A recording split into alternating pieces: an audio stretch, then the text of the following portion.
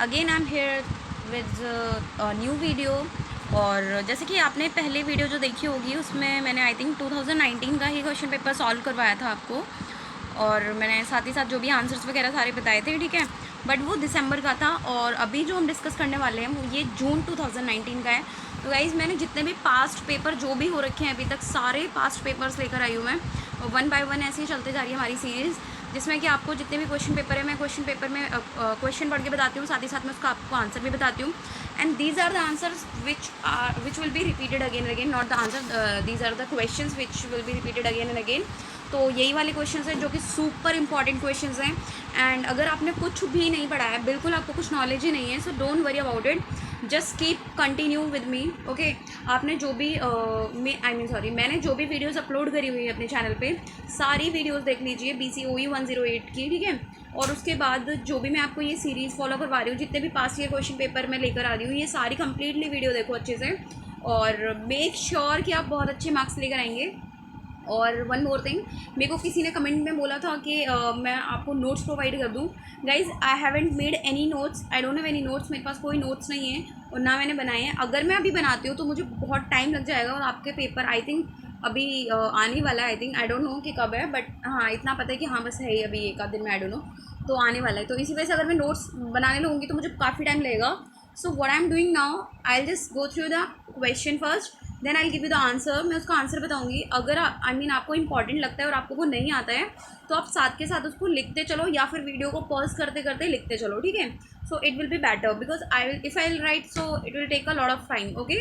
So you can do such type the things, okay. So time waste नहीं करते हैं, video को start करते हैं। So see, as you can see on the screen, it's BDP Bachelor Degree Program, okay. So Term and Examination 2019, and ये दिसंबर का question paper है। Last जो डिस्कस किया था वो जून, आई मीन सॉरी, वो दिसंबर का था, ये जून का है, I mean they did something like that. So mean repeated नहीं है, कुल मिला के बात ये है, ओके। सो टाइम है 2 आवर्स, आपको 2 घंटे का टाइम मिलता है, 50 नंबर का पेपर होता है। And answer any 5 questions, all questions are all questions carry equal marks. आपको कोई भी 5 क्वेश्चन करना है और सारे क्वेश्चन सेम मार्क्स के हैं, ठीक है ना, ठीक है, समझ में आया। तो आपको कोई भी 5 करना है, ठीक है, सारे मत करके आना, जो भी आपको अच्छे से आते हैं वो करके आना, okay. So as you can see here, first question जो पूछा गया था जून 2019 में, company is an artificial person created by law with a perpetual succession and its different from its member, comment. ये पूछा गया है हिंदी में, अगर इसको बोला जाए तो थोड़ा, कि कंपनी एक आर्टिफिशियल पर्सन है, मतलब कंपनी कृत्रिम व्यक्ति है जो कि लॉ के द्वारा बनाई गई है, और उसका एक जैसे फीचर आपको बताइए, उसका एक फीचर है परपेचुअल सक्सेशन। हिंदी में क्या बोलते हैं उसको, मैं हिंदी वाले में जब पढ़ाऊँगी तो मैं आपको बताती हूँ, ठीक है। आई डोंट नो हिंदी में क्या बोलते हैं, आई थिंक अनंत करके कुछ है वो, मतलब इसका मतलब ये है कि कंपनी कभी नहीं मरती, कंपनी चलती रहती है, ठीक है। And is different from its member, और जो कंपनी होती है ना वो अपने मेंबर से अलग होती है, ठीक है। ये इस पर कमेंट करो, तो आप क्या कमेंट करोगे, ठीक है। तो आप क्या लिख कर आओगे, पहले तो आप थोड़ा सा देखो कितने 10 नंबर का पूछा गया है, तो आपको क्या करना है, सबसे पहले आपको थोड़ा सा बस 2 लाइन में कंपनी को डिफाइन कर दो, ठीक है ना। कंपनी को बस 1 या 2 लाइन में डिफाइन कर दो। आप क्या लिखोगे, सेक्शन अगर याद है तो अच्छी बात है, कंपनी का जो सेक्शन है 2 सब सेक्शन 20 है, ठीक है। As per the companies act 2013, as per the section, I mean आप सेक्शन डाल सकते हो, section 2 sub section 20 of the companies act 2013 specifies that the company means a company registered under this act और any previous company law. Mean company का मतलब क्या है, company is nothing but a, देखो क्या होता है, जो पुराना टाइम था ना, तो पुराने टाइम में क्या होता था, जब काफ़ी सारे लोग इकट्ठे होकर, जब काफ़ी सारे लोग इकट्ठे होकर साथ में खाना खाते थे तो उसको कंपनी कहा जाने लगा, ठीक है। तो ये 2 वर्ड से मिलकर बना हुआ है, एक तो होता है कम, कॉम, ठीक है, और उसके बाद PANY, ठीक है। तो जो पेनीज है ना, इसका मतलब होता है ब्रेड, और कम का मतलब क्या होता है, टुगेदर।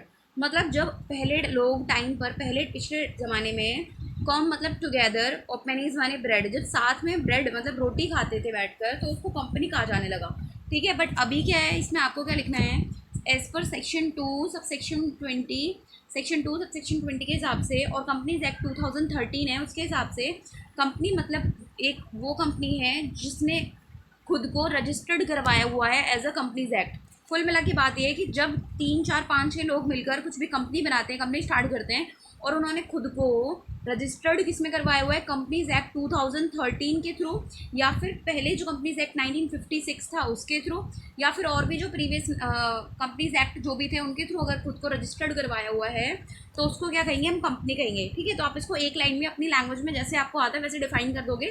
ठीक है, उसके बाद क्या बोला है, एंड द आर्टिफिशियल पर्सन। तो आप थोड़ा आर्टिफिशियल पर्सन पे जाओ, आपको इसका एक फीचर पता होगा कि कंपनी का आर्टिफिशियल पर्सन है। क्यों आर्टिफिशियल पर्सन है? देखो, company is not a normal person, company is an artificial person. Artificial person और नॉर्मल पर्सन में क्या अंतर है? We are the natural person, we are the normal person. क्योंकि हम लोग हैं जो हमारा like I mean we born by the natural process, और जो आर्टिफिशियल जो है आई मीन कंपनी का जो जन्म होता है वो थ्रू आई मीन सॉरी हाँ लॉ के थ्रू होता है। ठीक है, कंपनी का जन्म किसके थ्रू होता है? लॉ के थ्रू होता है। लॉ के हिसाब से कंपनी का जन्म होता है, तो इसी वजह से इसको आर्टिफिशियल पर्सन कहा जाता है। सेकंड थिंग, देखो हम नेचुरल पर्सन है, हम बोल सकते हैं, हंस सकते हैं, किसी पर केस कर सकते हैं, मतलब हम कुछ भी कर सकते हैं। We can just take food to, और हम सब कुछ कर सकते हैं। ठीक है, और जो कंपनी है ना, कंपनी को पर्सन क्यों कहा गया है? क्योंकि कंपनी इंसानों की तरह ही काम करती है। पहली बात तो कंपनी पर भी केस किया जा सकता है, कंपनी का खुद का नाम भी होता है, हमारा भी नाम होता है, कंपनी का भी नाम होता है, तो कंपनी को पर्सन तो बोल दिया है। ठीक है, कंपनी केस कर सकती है, कंपनी के ऊपर केस कर सकते हैं, मतलब कंपनी की अलग पहचान होती है। जैसे हमारी अलग पहचान है, ऐसी कंपनी की भी पहचान है। ठीक है, तो पर्सन तो उसको कह दिया, लेकिन हमें नेचुरल का है क्योंकि हम नेचुरल प्रोसेस से हमारा जन्म होता है। और जो आर्टिफिशियल पर्सन कंपनी को कहा है क्योंकि कंपनी अपनी सिग्नेचर नहीं कर सकती, कंपनी के आँख नाक मुँह नहीं होते, कंपनी के हाथ नहीं होते, तो इसी वजह से कंपनी को क्या कहा गया है? आर्टिफिशियल पर्सन कहा गया है। तो क्रिएटेड बाय लॉ, जो कि जिसका जन्म है एक लॉ के द्वारा होता है ऑफकोर्स। ठीक है, विद अ परपेचुअल सक्सेशन। इसका एक और इम्पॉर्टेंट फीचर क्या है? Perpetual succession. इसका मतलब क्या है कि कंपनी है ना कभी भी नहीं मरती। ठीक है, कंपनी हमेशा चलती रहती है। सी जस्ट सपोज कंपनी को 2 लोगों ने स्टार्ट किया है। ठीक है, अब ये दोनों लोग हैं जो इनकी डेथ हो जाती है, समझ में आया? ये 2 लोगों ने कंपनी को स्टार्ट किया है, 2 लोगों की डेथ हो जाती है, तो भी कंपनी नहीं मरेगी क्योंकि कंपनी का अपना पर्सनल नाम होता है, कंपनी की अपनी अलग पहचान होती है, कंपनी एक आर्टिफिशियल पर्सन है, कंपनी हमेशा चलती रहती है। तो इसका फीचर है परपेचुअल सक्सेशन, वो निरंतर चलती रहती है। ठीक है, अगर दोनों ही मर जाते हैं तो उनके बाद जो भी लॉ के थ्रू जो भी इसके लीगल एड्स होते हैं तो उनके हाथ में कंपनी चली जाएगी, फिर उनको मैटर करता है, फिर ये देखते हैं कि मतलब उनको आगे कंटिन्यू करना है या नहीं करना है। बट कंपनी को कुछ भी नहीं होता, कंपनी चलती रहती है। ठीक है, company goes for ever, goes on for ever. Okay, और इसमें क्या लिखा, एक और चीज़ है, क्या बोला है कि and its different from its member. I already told you कि कंपनी जो होती है, कंपनी अपने मेंबर से डिफरेंट होती है। ठीक है ना, कंपनी के जो मेंबर्स होते हैं वो आते हैं जाते हैं कुछ भी करें, बट कंपनी को कोई भी फ़र्क नहीं पड़ता, कंपनी चलती रहती है। तो आपको जो भी मैंने जो भी चीज़ें बोली है होप सो थोड़ी समझ में आई होंगी। अगर आपको 50% भी समझ में आया, जैसे सपोज मैंने 100% जो भी बोला है उसमें से आपको 50% भी समझ में आया, so that is sufficient to you. Just note down it in a notebook, okay, and after all just go through it once, and after all you can just write it in exams, okay, so it will be really beneficial. एक दो बार अच्छे से videos को देख लीजिए, और जो भी मैंने पास जो भी वीडियोस बनाई हुई हैं ऐसे क्वेश्चन पेपर सॉल्व कर करके, सो that will be really beneficial for you, so you can just go through that all, okay. उसके बाद नेक्स्ट है question number 2, define a private company, distinguish between a public company and a private company. तो क्या बोला गया है कि private company को हमें डिफाइन करना है और साथ ही साथ हमें बताना है अंतर इन दोनों में कि पब्लिक कंपनी में एंड प्राइवेट कंपनी में डिफरेंस क्या है। ठीक है, तो आप क्या करोगे, आपको याद रखना है कि जो प्राइवेट कंपनी है ना उसका सेक्शन 2 सबसेक्शन 68 है। ठीक है गाइज, अगर आपको सेक्शंस याद होते हैं ना तो it is I mean just आप क्या कह सकते हो, सोने पर सुहागा टाइप का। So mean it's really important and बहुत अच्छा, आप अच्छे स्कोर कर सकते हो, बहुत अच्छे मार्क्स लेकर आ सकते हो अगर आपको सेक्शन याद रहते हैं तो। बट एक चीज़ ध्यान रखना, अगर आपको सेक्शन 100% याद है तो ही आप मेंशन करके आओ, otherwise do not right the section, क्योंकि अगर आप गलत सेक्शन मेंशन करके आते हो तो ये गलत होता है काफ़ी, आपके नंबर पूरे ही कट जाते हैं। ठीक है, और अगर आपको सेक्शन आता ही नहीं, आप सेक्शन नहीं लिखते हो, so that will be okay. So अगर आता है तो अच्छे से लिख के आओ, अगर नहीं आता तो मत लिख के आओ, कन्फ्यूजन में मत लिख के आना सेक्शन। ठीक है, so see what I was saying, so define a private company. So private company का जो सेक्शन है 2 सबसेक्शन 68। ठीक है, तो प्राइवेट कंपनी एक ऐसी कंपनी होती है, एक सेकेंड देखो ना, इसका आप सेक्शन लिखोगे पहली बात तो प्राइवेट कंपनी का जो शेयर होल्डर होता है ना, एक सेकेंड आपको एक चीज़ याद रखनी है, प्राइवेट कंपनी के जो शेयर्स है ना, shares are not freely transferable. जैसे कि पब्लिक कंपनी में क्या होता है, पब्लिक कंपनी में आप किसी को भी शेयर अपने ट्रांसफ़र कर सकते हो, ठीक है। आपके पास शेयर है, आप रिलायंस है, रिलायंस पब्लिक कंपनी है, ठीक है। तो आपको इतना तो पता ही है ना। चलो मैं आपको साथ के साथ बताई चलती हूँ। देखो, स्टार्ट कर दिया हमने, सेक्शन लिखा आपने सबसे पहले प्राइवेट कंपनी का 2 सबसेक्शन 68, और जो पब्लिक कंपनी का सेक्शन है उसको आप लिख दो 2 सबसेक्शन 71, ठीक है। पहली बात ये हो गई। उसके बाद दूसरा लिखना आप, जो प्राइवेट कंपनी होती है उसमें मिनिमम मेंबर 2 चाहिए होते हैं, ठीक है, और पब्लिक कंपनी में मिनिमम मेंबर 7 चाहिए होते हैं, ठीक है। ये आप लिखोगे। उसके बाद क्या होगा, नेक्स्ट आप लिखोगे कि प्राइवेट कंपनी होती है ना, उसके एंड में आप लगाते हो प्राइवेट लिमिटेड, PVT, ठीक है, लिमिटेड, ठीक है, LTD। और जो पब्लिक कंपनी होती है उसके बाद में सिर्फ क्या लगता है, LTD, मतलब क्या होता है, लिमिटेड। तो रिलायंस लिमिटेड है, ठीक है ना। तो रिलायंस कंपनी एक पब्लिक कंपनी है, समझ में आया। उसके बाद देखो, उसके बाद क्या है आपको, जैसे कि जो शेयर्स इशू करते हैं ना, जैसे कि पब्लिक में जो शेयर्स इशू करते हैं, तो invitation to public is allowed in public company, मतलब public company can issue the shares to public, okay. तो जो पब्लिक कंपनी होती है ना, जैसे कि रिलायंस है, तो वो अपने शेयर्स को पब्लिक में इशू कर सकती है। तभी तो रिलायंस के शेयर्स किसी के पास भी मिल जाते हैं, क्योंकि वो पब्लिक में इशू कर सकती है, because that is a public company. But if I talk about the private company, so private company can not issue the share in the public, ठीक है। प्राइवेट कंपनी जो प्राइवेट कंपनी है ना, वो शेयर्स इशू नहीं कर सकती public में, ठीक है। ये बात हो गई। अब क्या है, जो पब्लिक कंपनी होती है ना, इसमें shares are freely transferable, sorry, ठीक है, shares are freely transferable allowed है। मतलब if you have the share of private sorry public company, so you can easily transfer the shares to another, okay. अगर आपके पास रिलायंस कंपनी के share है, if you want to just transfer the share, so you can just transfer the share to anyone. But if you have the share of private company, अगर आपके पास private company के shares हैं, सो you can not just transfer that, okay. आप उसको transfer नहीं कर सकते हो, देयर आर फ्यू रिस्ट्रिक्शंस, ठीक है। और share are not freely transferable, आपको इतना समझ में आ गया। और उसके बाद एक सेकेंड, इसमें जो है ना, प्राइवेट कंपनी के जो मेंबर्स होते हैं ना, मिनिमम मैंने आपको बता दिया कि 2 चाहिए होते हैं, minimum number of member required 2, और जो मैक्सिमम है दैट शुड बी 200, मैक्सिमम बस 200 तक हो सकते हैं प्राइवेट कंपनी में, 200 से ज़्यादा मेंबर्स नहीं हो सकते प्राइवेट कंपनी में। और पब्लिक कंपनी में आप कितने भी मेंबर्स हो सकते हो, 200 की कोई भी मतलब लिमिट नहीं है, वो ऑथराइज कैपिटल के हिसाब से होती है। बट आपको वो नहीं लिखना, आपको बस इतनी चीज़ें याद रखनी है, ठीक है। तो जो भी मैंने बताया आपको एक बार लिख लेना, अच्छे से समझ लेना, ठीक है, that will be sufficient to you. उसके बाद हम बात करते हैं what is the article of association. See what is the article of association, explain the difference between article AOA and MOA, मतलब कि article of association and memorandum of association, okay. So just read it out, हम पढ़ते हैं इसको and समझते हैं। देखो, article of association जो होता है ना, इसमें क्या होता है, ये कंपनी के, एक सेकेंड, कंपनी की जो भी इनसाइडर रूल्स एंड रेगुलेशंस होते हैं ना, जो भी इनसाइडर, ठीक है ना, कंपनी की जो भी अंदर की बातें होती है ना, वो सारा आर्टिकल ऑफ एसोसिएशन में लिखा होता है। मैं आपको क्लियरली बताती हूँ what is it. Actually these both are the documents, okay, these both are the documents. कौन बोथ, एक तो होता है आर्टिकल ऑफ एसोसिएशन और एक होता है मेमोरेंडम ऑफ एसोसिएशन, इसको बोलते हैं AOA और इसको बोलते हैं MOA, ओके। तो इनमें क्या होता है, जो MOA होता है ना, ये थोड़ा बड़ा होता है, आर्टिकल ऑफ एसोसिएशन थोड़ा छोटा होता है। MOA में क्या लिखा होता है, MOA में वो सारी चीज़ें लिखी होती है, लाइक कंपनी की पावर्स क्या है, कंपनी की ड्यूटीज़ क्या हैं, कंपनी क्या चीज़ कर सकती है, कंपनी क्या चीज़ नहीं कर सकती, कंपनी की टोटल पावर जो होती है ना, जैसे कि कंपनी सिर्फ फर्नीचर में डील करेगी, कंपनी सिर्फ आयरन में डील करेगी, जिस चीज़ में भी कंपनी डील करेगी वो इसमें MOA में लिखा होता है, कंपनी की पूरी पावर्स लिखी होती है इसमें एक तरीके से, ठीक है। इसमें लिखा हुआ है कंपनी ये काम कर सकती है, तो कंपनी को वही काम करना है जो कि MOA में लिखा हुआ है, ठीक है। अब ये AOA क्या है, तो AOA में क्या होता है, जो कंपनी की इनसाइड, ये तो आउट की हो गई ना, आउटर हो गया ये, तो ये थोड़ा सा छोटा होता है और इसमें अंदर की बातें लिखी होती है, ठीक है। तो ये MOA होता है, यही सब है, ठीक है। अब इसकी डेफिनेशन क्या है, memorandum of association means, MOA means MOA which is I mean altered and time to time, कुछ समथिंग ऐसे ही कुछ है करके, मुझे याद नहीं आ रहा इसकी एग्जैक्ट डेफिनेशन, मुझे याद नहीं आ रही, but I know that what is it. तो आप एक बार एग्जैक्ट डेफिनेशन पढ़ लेना, मुझे क्यों नहीं याद आ रही, let me think about it. हाँ, MOA इसका, हाँ याद आ गया, इसका क्या होता है, MOA is MOA which is originally framed और ऑल्टर्ड टाइम टू टाइम।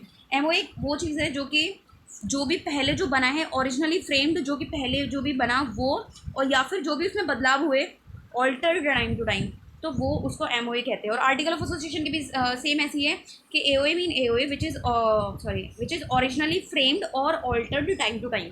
तो दोनों की डेफिनेशन एक जैसी है, थोड़ी सी स्टक कर जाता है इसमें, मेरे को होता है, आई मीन ज़रूर नहीं आपको, बट सुपर ईजी है, कोई प्रॉब्लम नहीं है, ठीक है। उसके बाद है fourth one, define prospectus state the liabilities of the company and director with respect to mismanagement in the prospectus. Okay, so what is here, आपको यहाँ पर बताना है कि प्रोस्पेक्टस क्या होता है एंड डायरेक्टर्स की लाइबिलिटीज़ बतानी है अगर उन्होंने कुछ भी गलत लिखा है प्रोस्पेक्टस में। तो आप एक चीज़ सोचो, मैंने आपको पहले भी वीडियोज़ में आई थिंक बताया था प्रोस्पेक्टस के बारे में, but I am just telling you from the beginning, from the very starting. देखो प्रोस्पेक्टस क्या होता है, एग्जाम्पल समझो, जैसे सपोज आप कभी भी डोमिनोज़ में जाते हो या फिर आप कभी भी मैकडी वगैरह में भी जाते हो, ठीक है। सो वहाँ पर जब आप जाके बैठते हो तो आपको क्या मेन्यू कार्ड मिलता है, ठीक है ना, मेन्यू मिलता है। तो what is to be written here, उसमें क्या लिखा होता है एक्चुअल में, तो उसमें लिखा होता है कि मतलब मीन अगर आपको पिज़्ज़ा खाना है या फिर ड्रिंक्स लेनी है या फिर आपको कुछ भी whatever you want to take, so वहाँ पर उसका प्राइस मेंशन होता है और उसका नेम मेंशन होता है, ठीक है। And there is a one picture also, so वहाँ पर ये सारा होता है। तो why do you just prefer that, आप उसको क्यों लेते हो, क्यों यूज़ करते हो, आपको यूज़ इसलिए करना होता है because you want to just check it out कि how many varieties are there, okay, and उसका कॉस्ट क्या पड़ेगा and what are you mean what options you have, आप ये सारी चीज़ें वहाँ पर देखते हो। तो इसी वजह से आपको ये मेन्यू इंपॉर्टेंट होता है, ठीक है ना, तो आपको ये बहुत ही ज़रूरी होता है, समझ में आया। तो जैसे ही और एक और एग्जांपल लेते हैं, जैसे सपोज आप एग्ज़ाम सॉरी नॉट एग्ज़ाम, आप किसी भी कॉलेज में एडमिशन लेते हो तो आपको एक डॉक्यूमेंट मिलता है जिसमें कॉलेज के बारे में सब कुछ लिखा होता है, ठीक है। So you can just easily decide that are you to take admission in that college और not, okay. So similarly it is a prospectus, ठीक है, एक सेकेंड, ठीक है, हाँ। So what is it, so similarly it is a prospectus which issued by the company, क्या हो रहा है, स्टक हो रहा है, ठीक है। तो कंपनीज़ को इशू करती है, तो कंपनीज़ को इशू करती है, क्यों इशू करती है, सी जैसे कि कंपनी है कोई भी, ये कंपनी है, ठीक है। अब कंपनी को शेयर इशू करने हैं, कंपनी को बहुत सारे शेयर इशू करने हैं, right, and to the general public को जब भी कंपनी इशू करती है शेयर्स, तो वो साथ ही साथ एक डॉक्यूमेंट इशू करती है जिसमें वो सारे मीन जितने शेयर्स इशू कर रही है उसके बारे में लिखती है, पास्ट में उसके कितने लोन्स हैं, ठीक है, जो भी उसकी बैलेंस शीट के बारे में बताती है, ठीक है। और जो भी उसमें important like share I mean जो भी शेयर्स हैं उनका प्राइस क्या रहेगा, डिविडेंड किस हिसाब से डिक्लेयर किया जाएगा, एंड जो भी इंपॉर्टेंट चीज़ें हैं जिसको पढ़ के इंसान ये सोच पाए कि उसको शेयर कंपनी का लेना है या नहीं लेना है, ठीक है। जैसे कि हम उसमें डिसाइड करते हैं डोमिनोज वगैरह में कि हमें ये वाला पिज़्ज़ा लेना है या नहीं लेना है, whatever. So similarly prospectus is document, तो ठीक है, एक डॉक्यूमेंट होता है जिसको पढ़कर हमें ये समझ में आता है कि हम डिसाइड करते हैं कि हमें इस कंपनी के शेयर परचेज़ करने हैं या नहीं करने हैं, ये बेनिफिटेबल रहेगी या नहीं रहेगी, तो वही एक आई मीन सॉरी, ठीक है ना, तो वही उसी को हम प्रॉस्पेक्टस कहते हैं, ठीक है ना। तो it is an document. So what is the what state the liabilities of the company and the director with respect to the mismanagement in the prospectus। हाँ, अगर prospectus में कुछ गलती होती है तो ना जो डायरेक्टर्स वगैरह होते हैं ना, मतलब जो डायरेक्टर होते हैं ना कंपनी के, एज आई टोल्ड यू, जो कंपनी के डायरेक्टर्स होते हैं सी, ठीक है, तो वो क्या, उनका काम क्या होता है, वो कंपनी को मैनेज करते हैं, कंपनी की डे टू डे मैनेजमेंट करते हैं। इवन यही लोग हैं जो कि प्रॉस्पेक्टस को इशू भी करते हैं। तो अगर आपको ज़्यादा नहीं याद रखना, अगर ये कभी भी मतलब कुछ भी गलत मेंशन कर देते हैं उसमें, मतलब कि अगर जैसे सपोज वो shares I mean share issue कर रहे हैं, ठीक है, और वो ये बताते हैं, वो झूठ झूठ बताते हैं कि हमने पिछले सालों से इतना ज़्यादा हम डिविडेंड दे रहे हैं। डिविडेंड क्या होता है कि जैसे कि आप शेयर परचेज़ करते हो ना, तो जो भी मतलब आपको एक्स्ट्रा मतलब बाद में आपको कुछ पैसे भी तो मिलेंगे ना, आप क्यों शेयर खरीदोगे किसी कंपनी के, ठीक है। तो आपको जो आपका रेम्यूनरेशन टाइप का जो मिलता है, आपको सैलरी टाइप आप उसको मान लो, या फिर कुछ भी एक अमाउंट मिलता है पैसों का, उसको आप क्या बोलते हो, आप डिविडेंड बोलते हो, ठीक है। तो आपको जो भी डिविडेंड मिलता है, अगर उन्होंने झूठा डिविडेंड लिखा हुआ है कि हाँ हमने पिछली बार इतना दिया था, तो ये फ्रॉड है, ये गलत चीज़ है। तो इससे क्या बोलते हैं, जो डायरेक्टर्स हैं ना वो लाइबल रहते हैं और उन पर पेनल्टी वगैरह लगती है, ठीक है। उसके बाद है नेक्स्ट क्या है, what is the debentures. Debenture क्या होते हैं, देखो नॉर्मली जो शेयर होते हैं ना, सी देखो, it is a company, if company issues the shares, ठीक है, to the general public, so those persons who just purchase the share of the company call the member और the owner of the company. देखो company जब भी share issue करती है ना, ठीक है। तो जो लोग भी कंपनी के शेयर परचेज करते हैं, कंपनी के शेयर खरीदते हैं, उन लोगों को हम क्या कहते हैं? उन लोगों को हम कंपनी के मालिक कहते हैं, ओनर कहते हैं, मेंबर कहते हैं, ठीक है ना। उन लोगों को कंपनी के मालिक कहा जाता है। वो एक तरीके से मालिक कौन होता है? जो अपनी कंपनी में पैसा लगा रहा है कुछ भी, ठीक है ना, तो मालिक कहा जाएगा उस बंदे को। और लेकिन जो डिबेंचर होल्डर होते हैं ना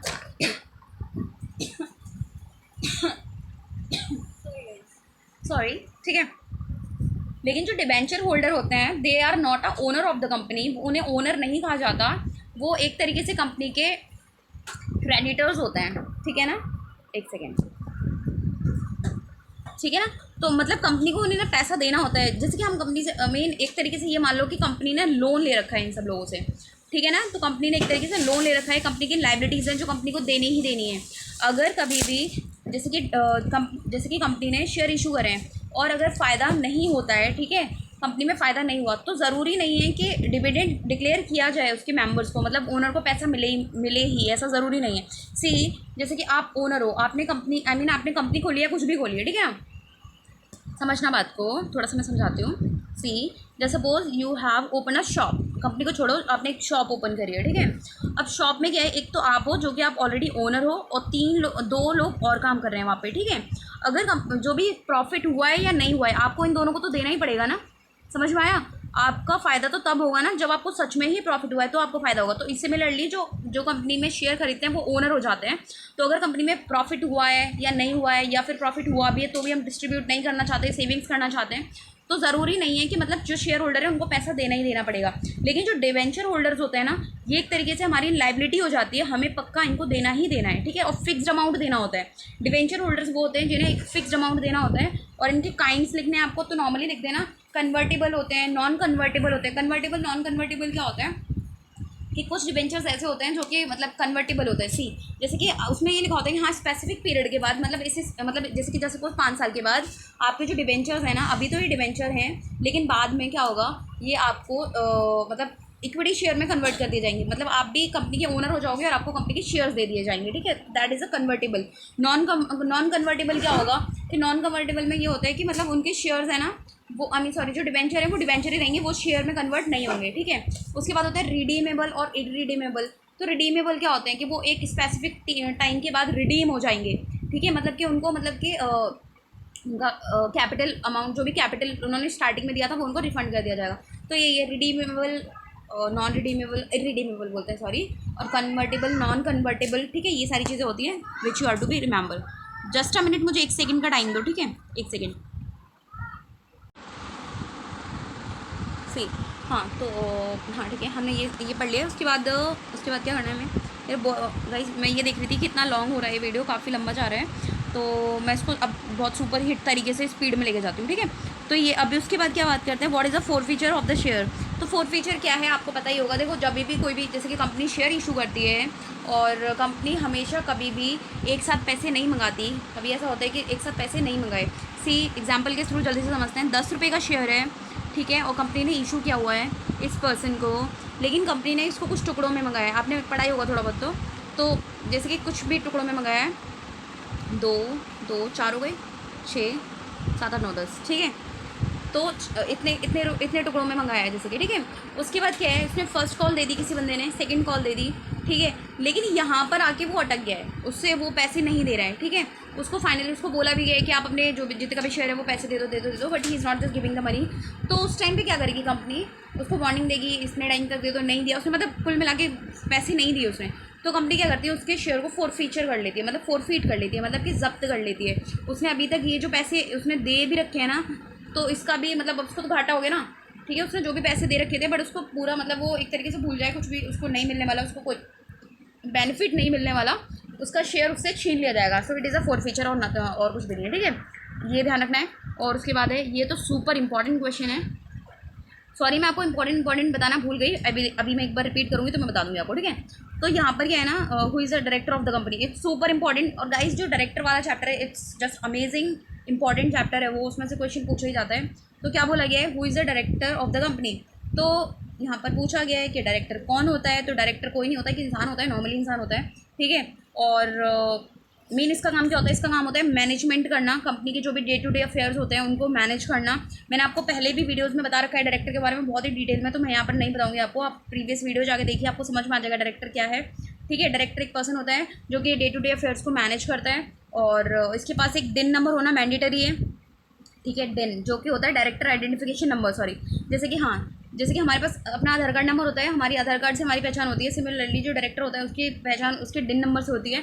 और कोई भी पर्सन डायरेक्टर अपॉइंट किया जा सकता है, किसी भी पर्सन को, इवन आप भी डायरेक्टर बन सकते हो, but you should not be the disqualify. आप बस डिस्क्वालीफाई नहीं होनी चाहिए। डिस्क्वालिफिकेशन में मतलब कि अनसाउंड माइंड नहीं होना चाहिए इंसान, और इंसॉल्वेंट नहीं होना चाहिए, उसने कभी फ्रॉड नहीं किया होना चाहिए। ठीक है, या फिर वो जेल वेल में उसने बहुत बड़े बड़े घपले ना किए हो, तो उस पर्सन को हम डायरेक्टर बना सकते हैं। ठीक है, और बस यही सारी चीज़ें हैं डायरेक्टर के बारे में। आप प्रीवियस वीडियो जाके ज़रूर देखना, आपको बहुत ही अच्छे से डिटेल्ड में समझ में आएगा। और MOA AOA भी मैंने बहुत अच्छे से और भी वीडियोस में समझाया हुआ है गाइस। ये बार बार क्वेश्चन जो रिपीट होता है ना, तो इसमें मैंने कुछ क्वेश्चन है जो मैंने यूं ही हवा में निकाल दिए, तो वो पिछली वीडियोस में आपको मिल जाएंगे। ठीक है, तो वहाँ से कर लेना। तो जब आप सारी कंटिन्यू वीडियोस देखेंगे तो आपको सारी क्लियर हो जाएगी।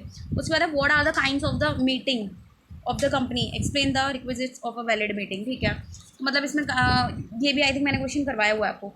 तो इसमें क्या है ना, kinds of the, I mean हाँ, इसमें कंपनी जो मीटिंग होती है ना कंपनी की, उसके बारे में पूछा गया है। तो कंपनी के काफ़ी तरह की मीटिंग होती है। देखो, एक तो होता है AGM which is mandatory.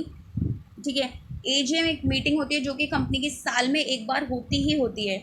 Scene देखो क्या है, देखो एक ही कंपनी है जो कि कंपनी शुरू हुई है, कंपनी के ओनर हैं। कंपनी के ओनर क्या होते हैं, मैंने आपको जैसे कि बताया कि कंपनी के जो शेयर होल्डर होते हैं, जिन जिन लोगों के पास कंपनी के शेयर है, वो सारे कंपनी के ओनर होते हैं। ठीक है, आपको थोड़ा सा समझाई देती हूँ। उसके बाद है ना, अगर ये, अब देखो, अगर किसी भी कंपनी के बहुत सारे ओनर हैं, आप रिलायंस कंपनी को देखो, हर एक मतलब कितने सारे लोग हैं, थाउजेंड्स और lakhs of the people who have the share of the Reliance company.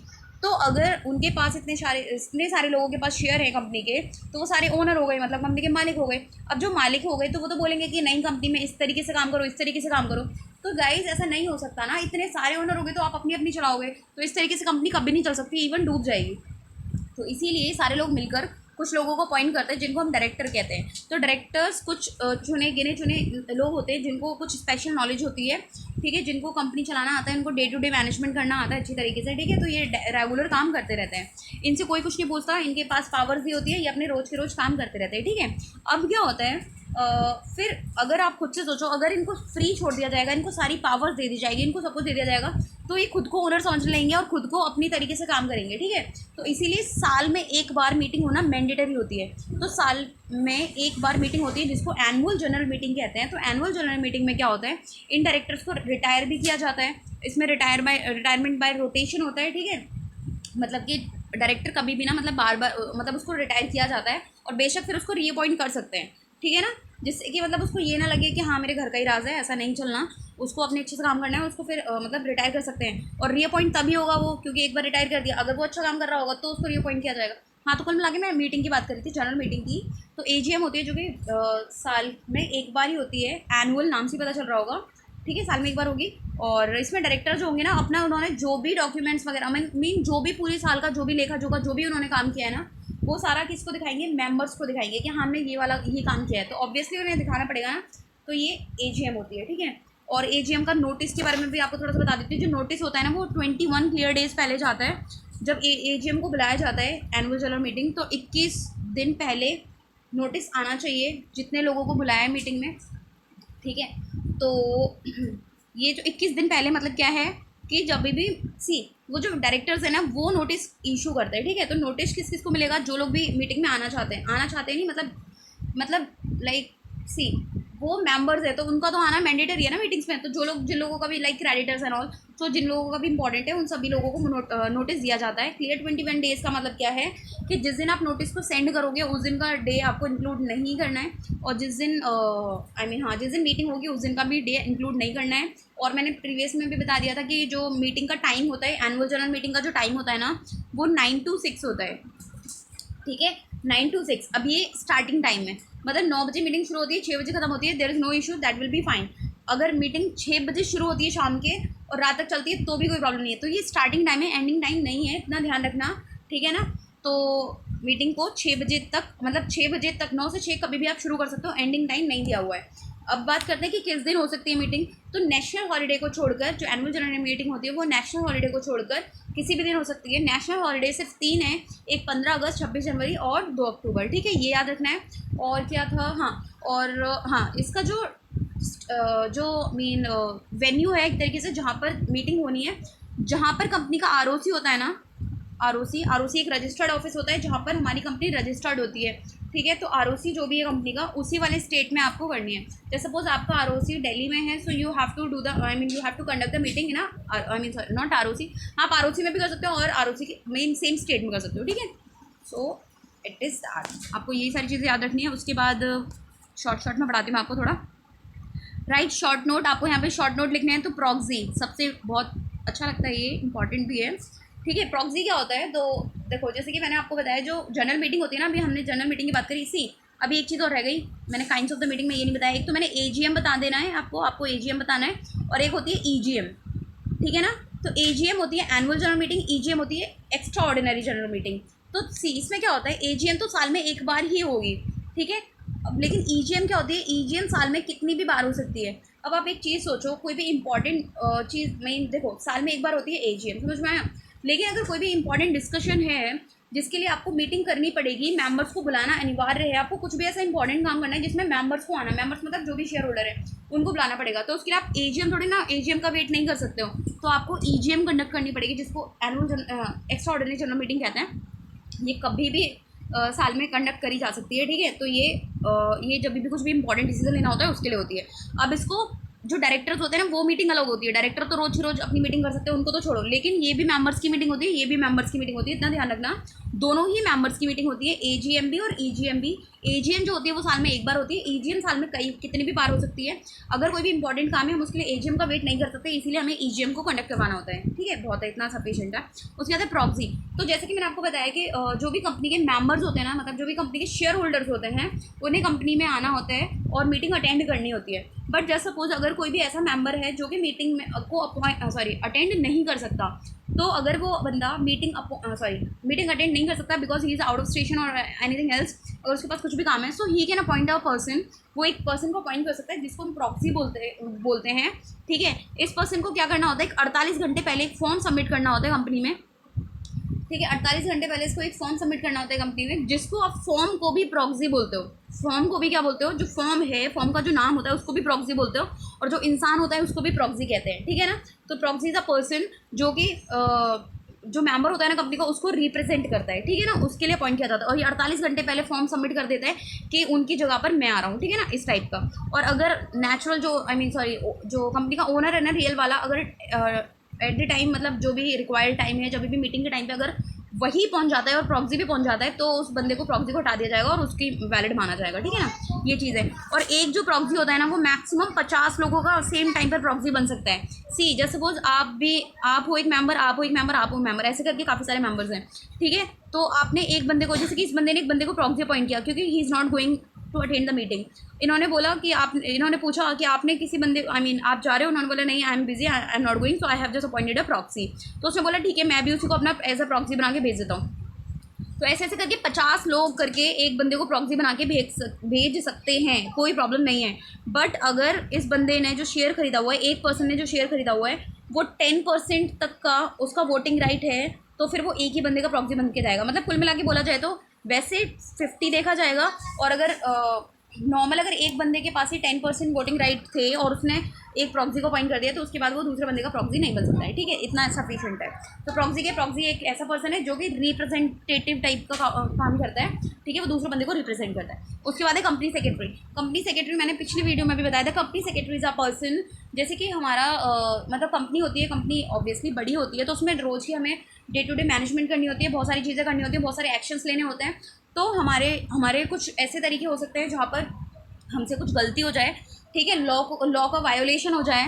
ठीक है, तो company secretary is a person जिसको लॉ की पूरी नॉलेज होती है, जिसको कंपनी लॉ की पूरी नॉलेज होती है। ठीक है, और जो भी इनसाइडर आप जो भी एक्शंस ले सकते हो, नहीं ले सकते हो, तो कंपनी सेक्रेटरी उस चीज़ को देखता है, अच्छे से देखता है ठीक है। और जो भी कंपनी के ऊपर केस वगैरह होते हैं तो उससे कम आउट करवाने में कंपनी की सहायता करता है।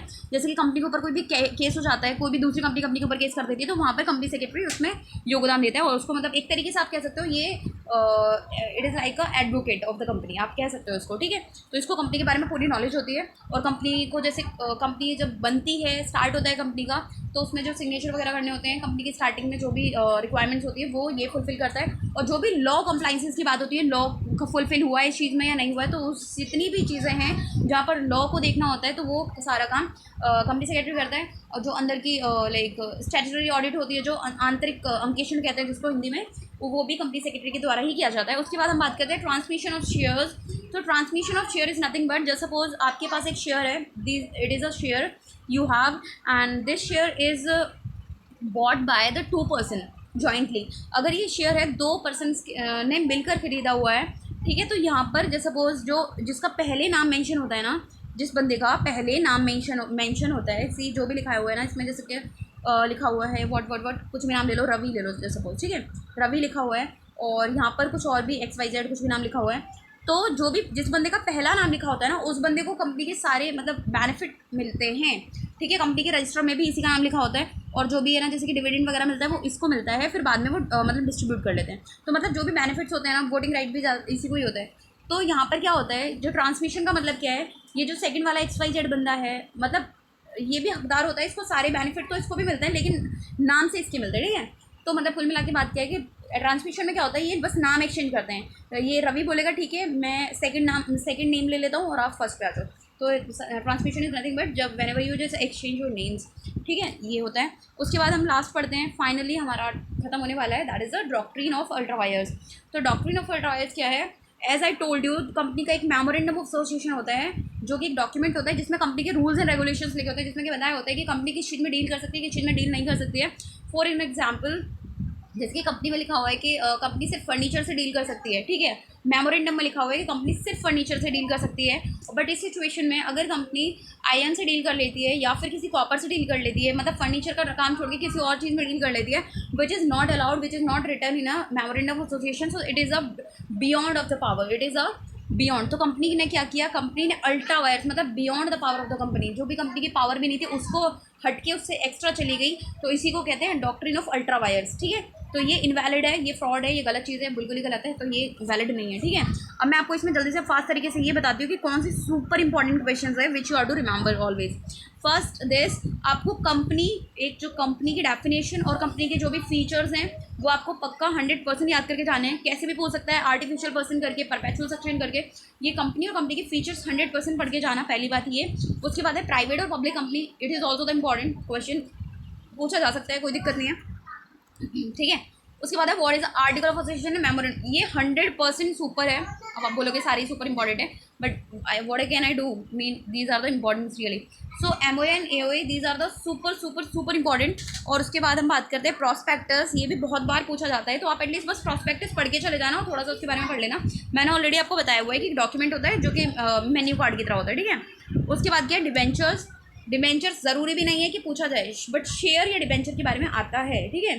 For feature not so important, इतना ज़्यादा नहीं है, इतना पता है आपको कि हाँ उसको जब्त कर लेते हैं, दैट इज़ सफिशिएंट, ठीक है। ये एक तरीके से क्या होता है, लोन होता है, ठीक है, डिबेंचर होल्डर जो होते हैं। उसके बाद है director, it's double triple star, जितना करना है उतने कर लो, क्योंकि डायरेक्टर वाले चैप्टर में से क्वेश्चन आना है तो मतलब आना है, ठीक है। उसके बाद है काइंड्स ऑफ द मीटिंग, थोड़ा पढ़ लोगे, हाँ मतलब मीटिंग में आता है, बट इतना भी बहुत बहुत ज़्यादा इंपॉर्टेंट नहीं है, बट हाँ मतलब आप कह सकते हो 75% इंपॉर्टेंट है, बट ठीक है, तो इसको भी आप स्टार मार्क कर सकते हो। उसके बाद यहाँ पर हम बात करते हैं प्रॉक्सी, मैंने आपको बताई है, जितना मैंने बताया उतना पढ़ना बहुत बहुत बहुत सफिशिएंट है, मतलब बहुत ही ज़्यादा है आपके लिए। आप इतना लिख के आते ना तो गारंटी आपको कोई नंबर मतलब कम नहीं दे सकता, आप अच्छे मार्क्स से क्या होगे। कंपनी सेक्रेटरी के बारे में 100% गाइस पढ़ के जाना, ठीक है। उसके बाद है ट्रांसमिशन ऑफ शेयर, हाँ काफ़ी बार पूछा जाता है ये भी, और doctrine of ultra vires, it is also again important. तो guys it was the video जो कि मैंने आपको पूरी बता दी है, ठीक है। सारे जो भी क्वेश्चन थे मैंने आपको सारे क्लियर करवा दिए हैं। सो अगेन सेइंग यू कि प्लीज़ पूरी वीडियो देखा करो, अच्छे से समझा करो, दोबारा से देखो, जितनी बार देखी उतनी बार देखो।